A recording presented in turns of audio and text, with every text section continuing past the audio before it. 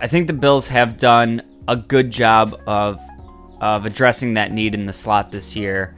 And I'm looking at Khalil Shakir and Deontay Hardy kind of to take over that type of scenario that I just talked about, where Shakir can be your more traditional slot, kind of getting open underneath, all that kind of stuff. And then Deontay Hardy has that speed factor that McKenzie had, while I think also being a much more well-rounded receiver. Can kick outside, can play outside, can play inside.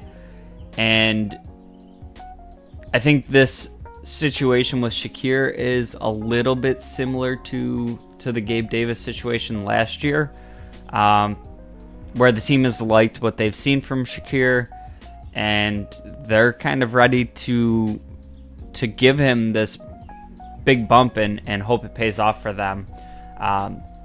We saw Shakir kind of get a decent amount of action last year, but not a ton of targets. Obviously, the team gets to see him in the building more than we do, right? But I thought down the stretch and into the playoff, Shakir was making some nice grabs, making some plays when they were available to him. Did have a couple drops in there, but it's kind of young player getting his first real action, and it wasn't these big prime catches in week one. It was kind of, he got most of his action down, most of his targets down the stretch. I'm somebody that's very high on Shakir. I was so stoked that we got him in the 5th round. That year, I did a ton of mock drafts, and I was continuously taking him in the 3rd round.